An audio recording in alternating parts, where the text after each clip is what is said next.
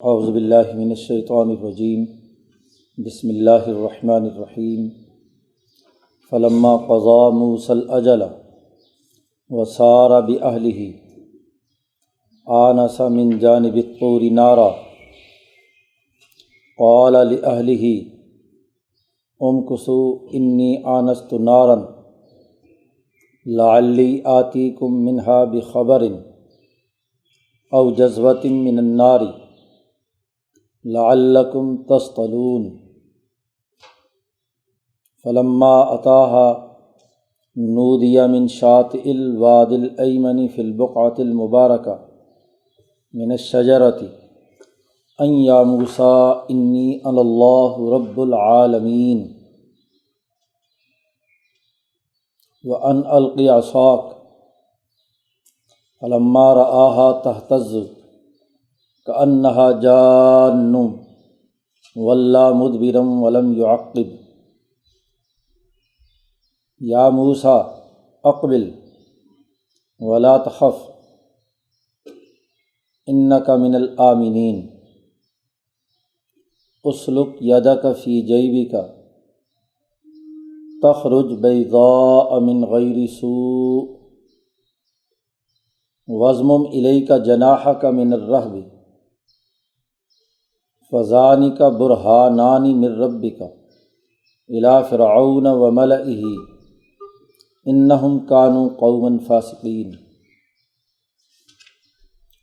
قال ربی انی قتلت منہم نفسا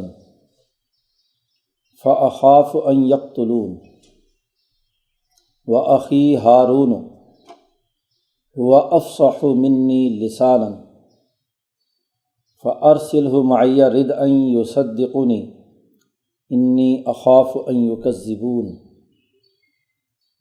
قال سنشد عضدک بأخیک ونجعل لکما سلطانا فلا یصلون الیکما بآیاتنا انتما ومن اتبعکما الغالبون فلما جاءہم موسیٰ بآیاتنا بینات قالوا ما ھذا الا سحر مفتری وما سمعنا بھذا فی آبائنا الاولین وقال موسیٰ ربی اعلم بمن جاء بالہدی من عنده ومن تکون له عاقبۃ الدار انہ لا یفلح الظالمون وقال فرعون یا ایہا الملأ ما علمت لکم من الہ غیری فاوقد لی یا ہامان علی الطین فاجعل لی صرحا لعلی اطلع الی الہ موسیٰ وانی لأظنہ من الکاذبین واستکبر هو وجنودہ فی الارض بغیر الحق وظنوا انہم الینا لا یرجعون فاخذناہ وجنودہ فنبذناہم فی الیم فانظر کیف کان عاقبۃ الظالمین وجعلناہم ائمۃ یدعون الی النار ویوم القیامۃ لا ینصرون واتبعناہم فی ہذہ الدنیا لعنۃ ویوم القیامۃ ہم من المقبوحین صدق اللہ العظیم۔ یہ سورۃ القصص کا رکوع ہے۔ بات یہ چل رہی تھی کہ 10 سال حضرت موسیٰ علیہ السلام نے حضرت شعیب علیہ السلام کے پاس گزارے، بکریاں چرائیں، شادی ہو گئی، اور 10 سال کے بعد جب مدت پوری ہو گئی تو اب وہاں سے مدین سے دوبارہ مصر کی طرف روانہ ہوئے، چونکہ معاہدہ ہوا تھا کہ شادی اس شرط پر ہوگی کہ 10 سال حضرت شعیب کی خدمت کرنی ہے، ان کی بکریاں چرانی ہیں۔ 8 سال یقینی اور قطعی تھا، 8 حجج، اور اگر 2 سال مزید کریں تو مہربانی۔ تو موسیٰ علیہ السلام نے 10 سال پورے کیے وعدے کے مطابق۔ قرآن حکیم کہتا ہے فلما قضا موسیٰ الاجل، 40 سال کی عمر ہو گئی اب موسیٰ علیہ السلام کی، تو اب وہاں سے روانہ ہوئے ہیں۔ جب مدت پوری ہو گئی، جو وقت مقرر تھا اجل کا 10 سال کا، وہ موسیٰ علیہ السلام نے پورا کر دیا۔ وَسَارَ بِأَهْلِهِ، اپنی بیوی بچوں کو لے کر وہاں سے روانہ ہوئے۔ سیر کا مطلب رات کے وقت چلنا، سارا رات کے وقت وہاں سے چلے، یا ممکن ہے دن میں چلے ہوں اور جہاں پہنچے ہیں وہاں رات کا وقت ہو۔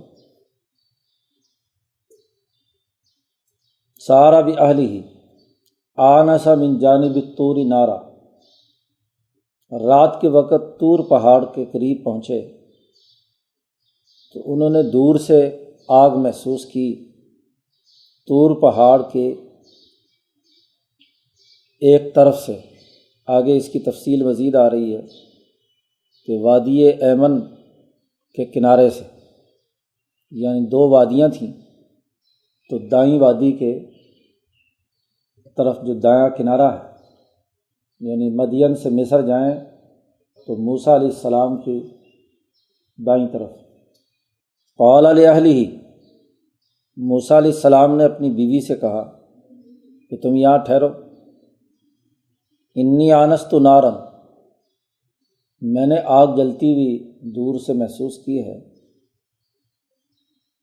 لعلی آتیکم منہا بخبر، میں وہاں جاتا ہوں اور تمہارے پاس وہاں سے یا تو کوئی خبر لے کر آتا ہوں یا کوئی آگ کا انگارہ لے کر آتا ہوں، جذوۃ من النار۔ پیچھے بھی اس کی تفصیلات گزر چکی ہیں، سورۃ طٰہٰ میں بھی کچھ حصہ ہے اور اعراف میں اور پیچھے سورۃ الشعراء میں۔ لعلکم تصطلون، تاکہ اس سردی کے موسم میں تم آگ سینکو۔ فلما اتاہا، جب موسیٰ علیہ السلام وہاں پہنچے تو نودی من شاطئ الوادی الایمن، اس مقدس مقام کے کئی پہلو یہاں اس آیت میں بیان کیے ہیں جو پیچھے کہیں نہیں تھے، جن کا تذکرہ۔ ایک تو فرمایا البقعۃ المبارکہ، وہ جگہ بہت ہی بابرکت تھی۔ پھر فرمایا اس بقعہ مبارکہ میں من الشجر تھی، درخت تھا۔ یہ بقعہ مبارکہ بابرکت مقام دائیں وادی کے کنارے پر تھا۔ آج بھی جہاں نشاندہی تورات کے نزول کی ہے وہ وہی وادی ہے جو وادی ایمن ہے، اور اس کا کنارہ ہے، مقدس وادی، دائیں وادی ہے۔ یہاں سے جائیں تو دائیں کنارے پر وہ مقدس مقام ہے۔ بقع ویسے تو تختے کو کہتے ہیں جو دوسروں سے منفرد ہو، یعنی وہ پہاڑی جو اس وادی کے اندر تھوڑی سی ابری ہوئی اور اس کے اوپر ایک درخت ہے، اس درخت میں سے آواز آئی۔ کیا آواز آئی؟ آواز آئی کہ این یا موسیٰ، اے موسیٰ، انی انا اللہ رب العالمین، میں اللہ اور رب العالمین۔ اپنا تعارف خود ذات باری تعالیٰ نے اس درخت میں سے نکلنے والی آواز میں سے کرایا۔ مولانا سندھی فرماتے ہیں شاہ صاحب کی فلسفی کے تناظر میں کہ تجلی اعظم نے اس بیری کے درخت کو اپنا وقر بنا لیا۔ بظاہر بیری اس دنیا کے حصہ تھی، نباتات میں سے تھی، اس کے چاروں طرف جتنی بھی جگہیں تھیں، لیکن اللہ نے جب اپنی اس پر تجلی اعظم ڈالی تو اسی میں سے آگ نکل رہی تھی، اس کو اپنا مرکز بنا لیا۔ اور یہ اللہ کی طاقت اور قوت ہے کہ وہ اپنی تجلی کا اظہار کہیں اور کسی جگہ بھی کر سکتے ہیں۔ تو یہ تجلی طور جو ہے، اس میں سے آواز آئی کہ انی انا اللہ۔ سورۃ طٰہٰ میں گزرا تھا انی انا ربک، اور وہاں فرمایا تھا فاخلعنا علیک، جوتے اپنے اتار دیجئے، آپ وادی مقدس میں ہیں۔ تو کہیں ایک بات کو واضح کیا، کہیں دوسری بات۔ ایک پیغام تو اللہ نے یہ دیا، باقی مزید تفصیل بھی سورۃ طٰہٰ میں تھی، یہاں اگلی بات فوراً ہی بیان فرما دی کہ وَأَنْ أَلْقِ عَصَاكَ۔ اس میں سے یہ بھی آواز آئی، پیچھے ان یا موسیٰ پر اس کا عطف ہے، اس درخت میں سے آواز آئی۔ ایک تو موسیٰ کو تعارف کرایا کہ میں اللہ رب العالمین ہوں، اور دوسرے یہ کہ اپنی لاٹھی زمین پر پھینکو۔ فلما رآہا، اس کی تفصیلات پیچھے گزر چکی ہیں۔ جیسے ہی لاٹھی زمین پر پھینکی تو موسیٰ علیہ السلام نے اسے دیکھا کہ وہ پھنپھنا رہا، تہتز، سانپ ہے، کأنہا جان، سانپ کی سنک ہے، وہ پوری لمبی اور بڑا زہریلا قسم کا سانپ۔ اب جیسے ہی موسیٰ علیہ السلام نے اپنی لاٹھی کو سانپ بنتے دیکھا تو پشت پھیر کر خوب دوڑ کے بھاگے، واللہ مدبرن، اس طرف سے پشت پھیر لیا اور دوڑنا شروع کر دیا۔ ولم یعقب، اور پیچھے مڑ کر نہیں دیکھ رہے۔ اللہ تبارک و تعالیٰ نے کہا یا موسیٰ اقبل، سامنے آؤ، ولا تخف، اب ڈرو مت۔ پیچھے سورۃ نمل میں گزرا تھا کہ میرے پاس رسول ڈرا نہیں کرتے، لا یخاف لدی المرسلون، انک من الآمنین، آپ کو تو کوئی خطرہ نہیں ہے، یہ آپ کے لیے تھوڑی بنایا سانپ، آپ تو امن والوں میں سے ہیں، کوئی آپ کو خطرہ لاحق نہیں۔ اب جیسے ہی موسیٰ علیہ السلام واپس پلٹے اور اپنی لاٹھی اٹھائی، سانپ اٹھایا تو وہ لاٹھی بن گئی۔ دوسرا اللہ نے حکم دیا، تیسرا، کہ اسلک یدک فی جیبک، آگ لینے آئے ہو نا تو اپنا ہاتھ اپنے گریبان میں ڈالو، تو یہ چمکتا ہوا روشنی دے گا، حرارت بھی پیدا ہوگی، تو نکالو، تخرج بیضاء، لیکن من غیر سوء، کسی تکلیف کے بغیر۔ یہ نہیں ہے کہ تکلیف سے، جیسے برس کا مرض کسی کو لاحق ہو جاتا ہے تو وہ ہاتھ سفید ہو جاتا ہے، وہ تو بیماری سے ہوتا ہے۔ اور وَضْمُمْ إِلَيْكَ جَنَاحَكَ مِنَ الرَّهْبِ، اور یہ جو آپ پر خوف طاری ہوا ہے نا، طبی خوف، اس کا ایک علاج بھی بتلا دیا کہ جب بھی کوئی خوف ہو تو یہ اپنے دونوں بازو ان کو ساتھ لگا لیا کرو، وَضْمُمْ إِلَيْكَ، ملا لو اپنے ساتھ دونوں بازو، من الرہب، ڈر سے، خوف ختم ہو جائے گا۔ یہ بات بڑی اچھے طریقے سے سمجھ لینی چاہیے کہ انبیاء علیہم السلام کی نبوت بہیمیت اور ملکیت دونوں کا مجموعہ ہوتی ہے، اور یہ بہت اونچا مقام ہوتا ہے۔ وہ دنیا میں بھی دنیا کے قوانین کے تحت اچھی طرح ہوش و حواس سے رہتے ہیں، جو دنیاوی مادی طبعی حیوانی قوانین ہیں وہ بھی ان پر فل فلیج لاگو ہوتے ہیں، اور جو ملکی قوانین ہیں وہ بھی دونوں قوتیں مکمل طور پر ایکٹیو ہوتی ہیں۔ یہ بات بہت اہم ہے۔ عام طور پر جب عصمت انبیاء کی بات کی جاتی ہے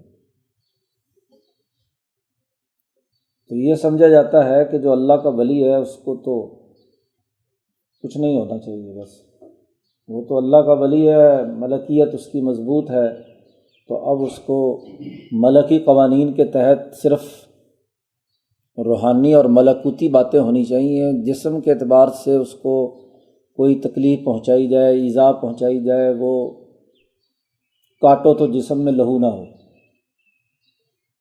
جی۔ اور بعض اولیاء اللہ کے بارے میں آتا ہے کہ وہ اتنی انہوں نے ریاضت کی کہ انہیں تکلیف کا احساس نہیں ہوا، فلانے کو نہیں ہوا۔ بعض صحابہ کا جیسا کہ تذکرہ بھی آتا ہے، جسم کٹ رہا ہے اور انہیں کوئی تکلیف نہیں ہے، وغیرہ وغیرہ۔ تو یہاں شاہ صاحب نے بڑی اچھی بحث تعبیر اللہ حدیث میں کی ہے۔ انبیاء علیہم السلام کا معاملہ دونوں قوتیں اعلیٰ ترین درجے کی ہوتی ہیں۔ دنیاوی قوانین کے تحت جو معاملات ہو رہے ہوتے ہیں وہ بھی ان کے جسم پر مکمل طور پر پورے ارادے سے ان کا اظہار ہوتا ہے، اور جو ملکی معاملات ہوتے ہیں وہ بھی مکمل طور پر ہوتے ہیں۔ تو عام انسانوں کو جیسے ڈر لگتا ہے تو نبی کو بھی ڈر لگتا ہے جی۔ جیسے فرشتہ اپنی ملکیت کے اعتبار سے اعلیٰ مقام پر ہوتا ہے، ایسے ہی نبی کا وجود اور اس کی ملکیت بھی اسی طرح فرشتے سے بھی اوپر اعلیٰ درجے کی ہوتی ہے۔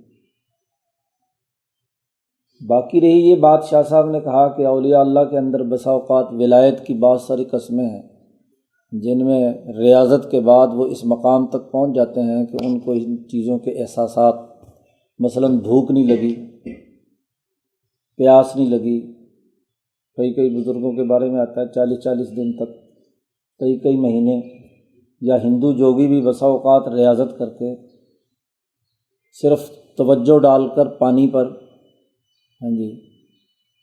زندہ رہتے ہیں، کوئی کھاتے پیتے نہیں ہیں۔ تو دراصل شاہ صاحب نے فرمایا یہ نقص ہے، یہ ولایت نہیں ہے، اور اگر ولایت ہے بھی تو ولایت نبوت کے مقابلے میں کوئی حیثیت نہیں ہے۔ ابدیت کا مقام یہ ہے کہ اللہ تبارک و تعالیٰ نے اس کائنات میں جتنی چیزیں پیدا کی ہیں اس کے مطابق انسان کام کرے، ورنہ نبی اگر محض اپنی روحانی قوت سے کام کرنے لگے تو پھر جہاد، لڑائی، جماعت بنانا وغیرہ وغیرہ سارا اس کی کیا ضرورت ہے؟ وہ تو صرف ایک فرشتے کو حکم دے اور یا اپنی روحانی توجہ ڈالے اور بس سب کو جلا کر بھسم کر دے، کہ لڑائی شڑائی اور یہ باقی سارے معاملات کیوں ہیں؟ تو شاہ صاحب نے فرمایا کہ وہ ولایت جو حیوانی تقاضوں کا سرے سے احساس نہ ہو، جس میں ہو اور ریاضت سے اس مقام تک لوگ بعض پہنچ جاتے ہیں، یہ کوئی کمال کی بات نہیں ہے، یہ تو ان کی حیوانیت اور بہیمیت کا نقص ہے، ان کی بہیمیت ناقصہ ہے۔ جو تھوڑا بہت اس میں حیوانیت کا تقاضا ہوتا ہے وہ اپنی ریاضت اور مشقت سے اس کو بلاک کر دیتے ہیں جی۔ تو یہ تو کوئی کمال کی بات نہیں، امتحان اس میں نہیں ہے۔ امتحان تو یہ ہے کہ حیوانیت کے بھی تمام تقاضے مکمل طور پر ہوں، اور پھر ملکیت کے بھی تقاضے مکمل طور پر ہوں، اور پھر ان میں تصالح ہو، دونوں کے درمیان آپس میں درمیانہ جو اعتدال اور توازن ہے وہ اس کو برقرار رکھے۔ ورنہ تو فرشتے بھی اللہ کے سامنے تھے اور جانور بھی ہیں، ان کے اندر ملکیت کی کوئی رمق نہیں ہے۔ انسان کامل وہ ہے جو دونوں کے درمیان اعتدال اور توازن پیدا کرے۔ تو موسیٰ علیہ السلام کا ڈرنا یہ ان کی نبوت، شان نبوت کے منافی نہیں ہے، یہ ایک طبعی بات ہے۔ لیکن ڈر کر کام سے رک جانا یہ غلط بات ہے، خوف زدہ ہو جانا یہ غلط بات ہے۔ تو یہاں جہاں بھی موسیٰ علیہ السلام کے بارے میں ڈرنے کا ذکر آیا ہے تو اس خوف کا تعلق کام سے روکنا نہیں ہے، یہ ایک طبعی، اب بھوک ہے تو حضور کو بھی بھوک لگ رہی ہے، نبی کو بھی لگتی ہے، پیاس ہے تو وہ بھی، جنسی تقاضے اور خواہشات ہیں تو وہ بھی، حتیٰ کہ حضور صلی اللہ علیہ وسلم کو بخار بھی ہوتا تھا تو باقیوں کے مقابلے میں زیادہ شدت کے ساتھ ہوتا تھا، کیونکہ باقیوں کی حیوانیت اگر 1 درجے کی ہے تو حضور کی حیوانیت 40 مردوں کے برابر ہے۔ تو اگر ایک آدمی کو 1 درجے کا بخار ہو رہا ہے تو حضور کو تو 40 آدمیوں کا بخار بیک وقت ہوتا تھا۔ یہ نہیں ہے کہ جو معاملات ہیں وہ حیوانیت کے دائرے سے بالکل ماورا ہو جاتے ہیں، یہی ان کا امتحان ہوتا ہے، اسی کو عبدیت کہا ہے۔ یہ عصمت انبیاء کا بہت اونچا مقام ہے۔ اب چونکہ جو کمزور لوگ ہوتے ہیں وہ سمجھتے ہیں کہ شاید دیکھو جی وہ پنجابی والے جو بعض واعظین قسم کے کہتے ہیں، تو جب اس طرح کی آیات آتی ہیں تو کہتے ہیں وہ موسیٰ یرکینا، وہ یرکنا جو ہے نا بڑا ہی پستی کی علامت سمجھتے ہیں، وہ موسیٰ یرک گیا، حالانکہ یرکنا اور بات ہے اور تبھی خوف کھانا اور بات ہے۔ تو وہ صرف تقریری جملے بازی تو ہو سکتی ہے، تو ڈر وہ جس کے نتیجے میں آدمی اپنے موقف سے ہٹ جائے، یہ ہوتا ہے یرکنا جی۔ اور طبی طور پر خوف کا ہونا، یہ تو انسان ہے، کوئی پتھر تھوڑی ہے۔ اللہ پاک نے یہ 2 علامتیں دے کر کہا فذانک برہانان، یہ 2 برہان آپ کو عطا کیے ہیں۔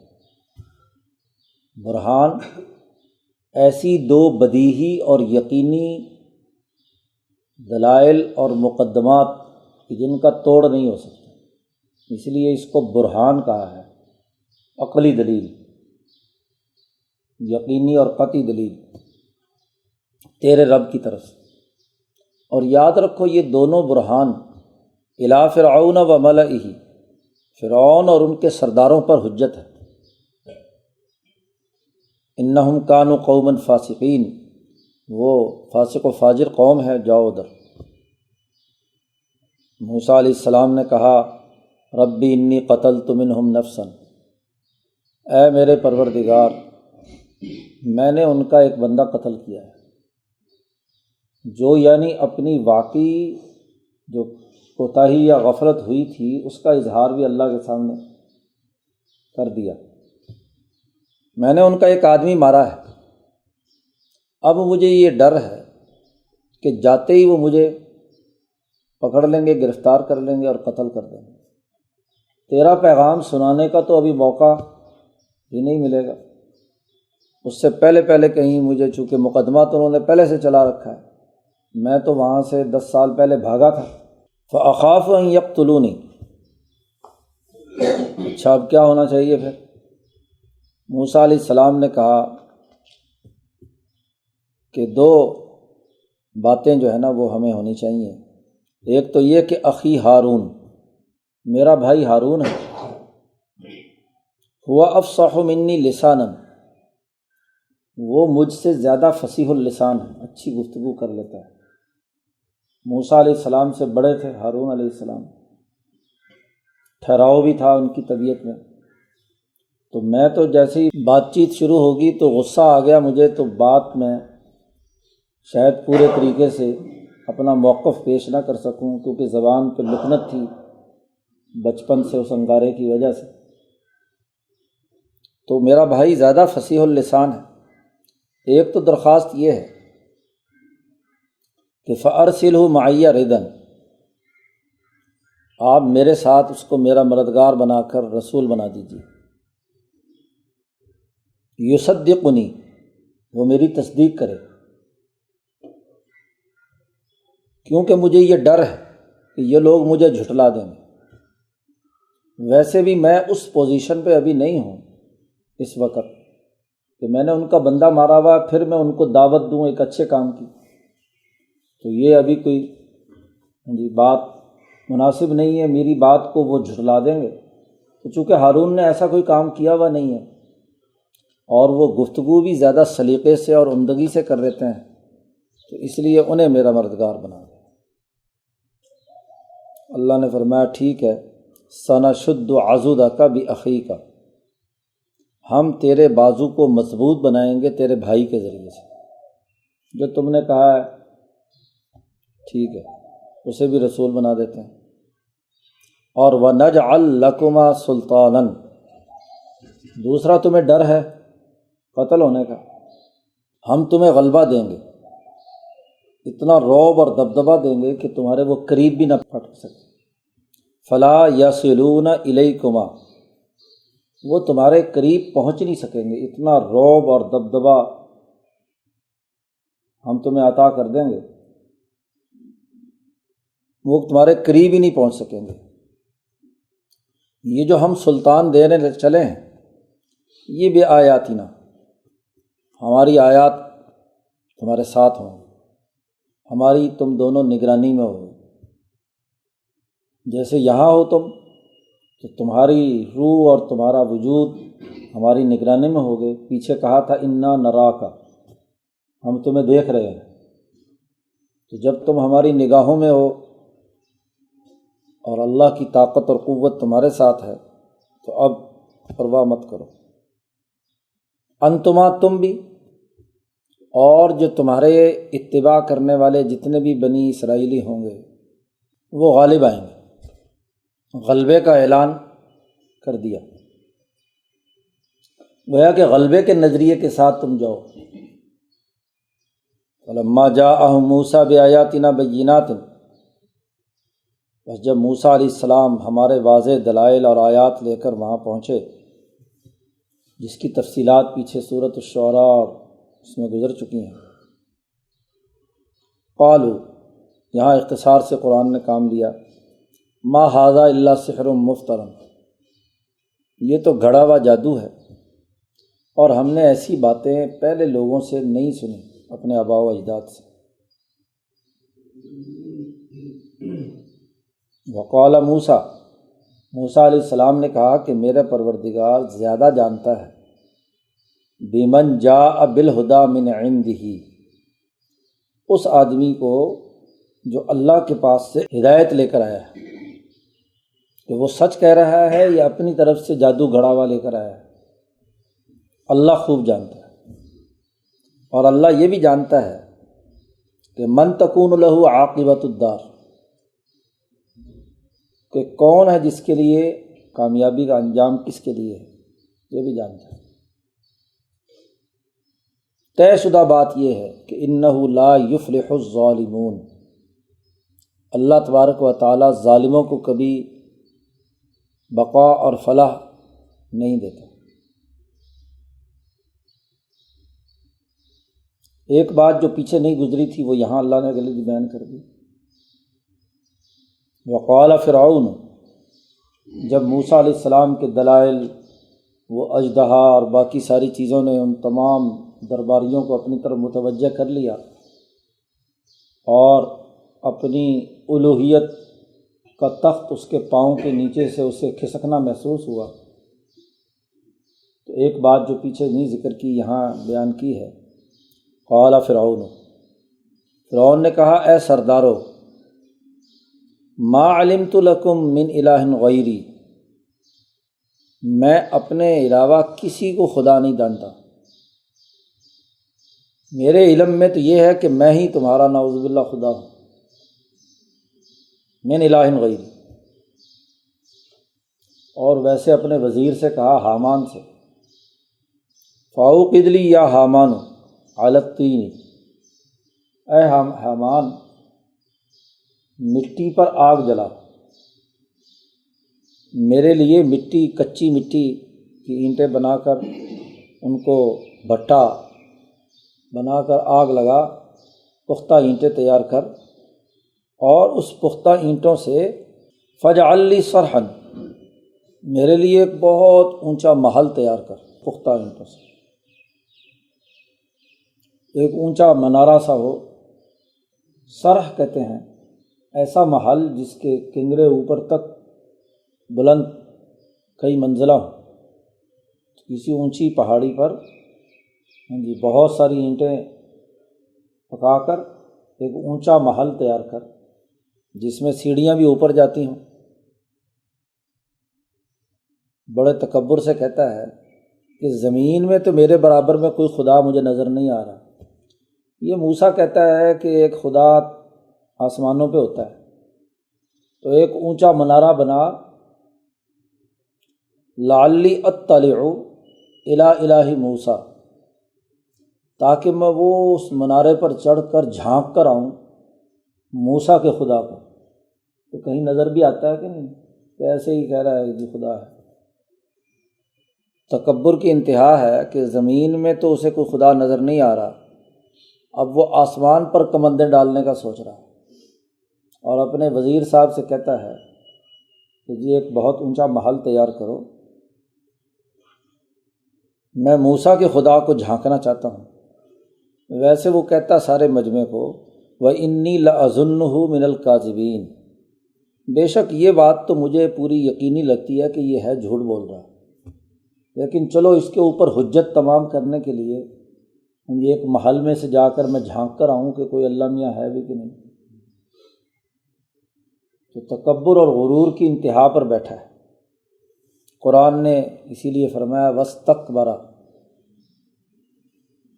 استکبار کہتے ہیں کہ اپنی اصل حقیقت سے بڑھ کر اپنے آپ کو بڑا سمجھنا اور بنانا، مصنوعی طور پر بڑائی طلب کرنا۔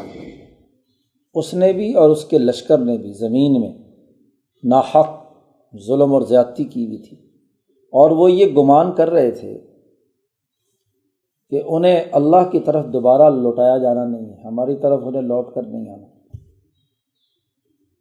ایسی حالت میں تھے کہ فَأَخَذْنَاهُ، ہم نے انہیں پکڑ لیا، ان کے لشکروں کو بھی پکڑ لیا اور اٹھا کر اس کو بحر قلزم کے اندر دے مارا۔ فَنَبَذْنَاهُمْ فِي الْيَمِّ، ہم نے اس دریا کے اندر سمندر میں ان کے غوطے دینا شروع کیے، اور جب غوطے آنا شروع ہوئے تو اس وقت فرعون کہتا ہے کہ آمنت برب موسیٰ و ہارون، کہ اب میں موسیٰ اور ہارون کے رب پر ایمان لاتا ہوں۔ اللہ میاں نے کہا اعلیٰ وقد عصیت، اب ایمان لاتا ہے، اس سے پہلے تو بہت آسمانوں پہ گھوم رہا تھا۔ وکنت من المفسدین، اور تو فسادیوں میں سے تھا۔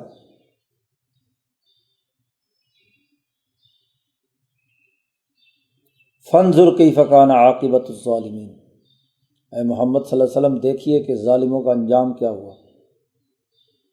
تو مکے والوں کو یہ بات سنائی جا رہی ہے جی۔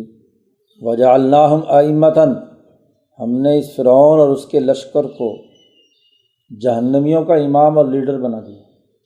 یدعون الی النار، وہ لوگوں کو جہنم کی طرف بلاتے ہیں، ان کے یہ امام بن گئے۔ اور وَيَوْمَ الْقِيَامَةِ لَا يُنصَرُونَ، اور قیامت کے دن ان پر کسی قسم کی کوئی مدد نہیں کی جائے گی۔ وَأَتْبَعْنَاهُمْ فِي هَذِهِ الدُّنْيَا لَعْنَةً، اور ان پر اس دنیا میں بھی لعنت برستی رہے گی۔ دوسری جگہ اللہ نے کہا ہے کہ النار يعرضون علیہا غدوا وعشیا، جہنم کی آگ صبح اور شام فرعون اور اس کے لشکر پر برس رہی ہے۔ وَيَوْمَ الْقِيَامَةِ هُمْ مِنَ الْمَقْبُوحِينَ، اور قیامت کے دن وہ انتہائی بری حالت میں ہوں گے، بری عذاب میں گرفتار ہوں گے۔ دنیا میں بھی لعنت اور آخرت میں بھی لعنت، دنیا بھر میں قیامت تک کے لیے فرعون اور اس کا پورا لشکر نفرت کی، غصے کی، ظلم کی، ناانصافی کی، لعنت کی علامت بن کر رہے گا۔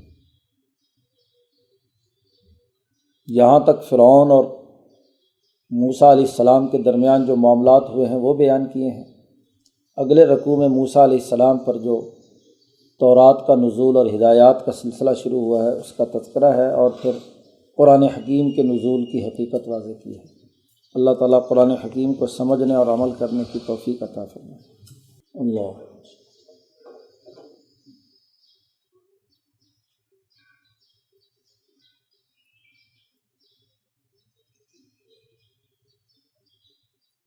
اجمعین۔